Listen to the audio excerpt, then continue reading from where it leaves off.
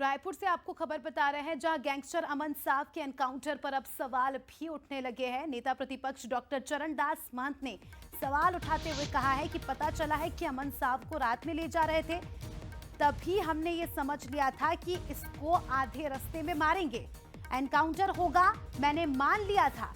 समाज के लिए कोढ़ बन गया था, बहुत बड़ा गैंगस्टर था। ऐसे लोगों को समाज में जिंदा नहीं रहना चाहिए।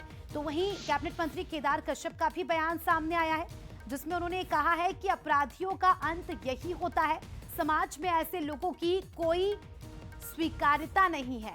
क्या परिस्थितियां थी, चरणदास महंत को बताएंगे। तो देखिए, राजनीतिक बयानबाजी भी शुरू हो गई है, जहां पर चरणदास महंत जी ये कह रहे हैं बड़ी कॉन्फिडेंस से कि मुझे तो पता था। क्या कुछ कह रहे हैं, आपको सुनवाते हैं। अमन शाह को जब कल साव अमन साव को जब रात को पता लगा कि इसको रात को ले जा रहे हैं और उसके पीछे इतनी सारी पुलिस व्यवस्था है, 4 गाड़ी में ले जा रहे हैं, तभी हमने समझ लिया था कि इसको आधे रास्ते में मारेंगे। जैसे मुख्तार अली के साथ घटना हुआ, वैसे ही इनकाउंटर होगा, ये मैंने मान लिया था, ये मैंने जान लिया था।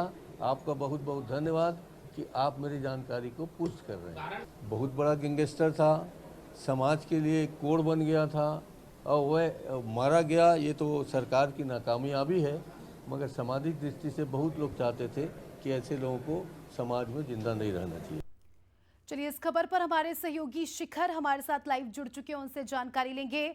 शिखर, अब गैंगस्टर के एनकाउंटर पर राजनीति भी शुरू हो गई है, लगातार बयानबाजी हो रही है। देखिए, कल गैंगस्टर अमन साव को रायपुर से झारखंड शिफ्ट किया जा रहा था और जब झारखंड पुलिस उसे लेकर जा रही थी, इस बीच ये पूरी घटना हुई और जिस तरह से घटना हुई उसके बाद एनकाउंटर हुआ और एनकाउंटर में जो अमन साव है वो मारा गया।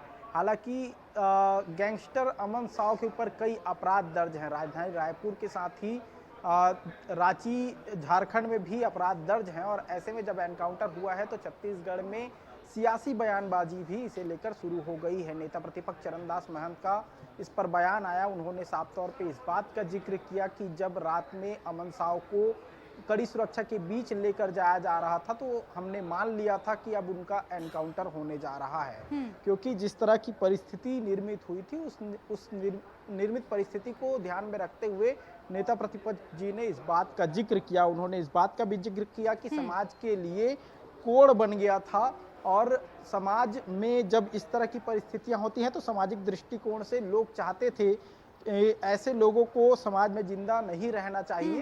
तो कुल मिलाकर देखा जाए तो एक तरफ से सरकार की जो नाकामी है उसका जिक्र करते हुए नजर आए, दूसरी तरफ जो समाज में बुराई है उसके अंत की बात भी नेता प्रतिपक्ष करते हुए नजर आ रहे हैं। जी ठीक है, शुक्रिया आपका जुड़ने के लिए और जानकारी के लिए।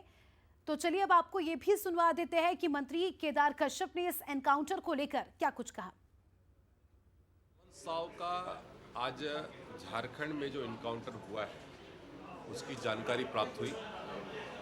जो भी असामाजिक तत्व है, जो भी आपराधिक तत्व है, कहीं न कहीं से उनको नियंत्रित करना और ऐसे असामाजिक तत्वों को समाज में बीच में उनके ये बुराई न जाए, इस पर रोक लगनी चाहिए। और जो स्थिति है और उसका अंत यही होता है, इसलिए मैं तो इतना ही कहना चाहूँगा कि समाज में ऐसे तत्वों की कोई स्वीकार्यता नहीं है।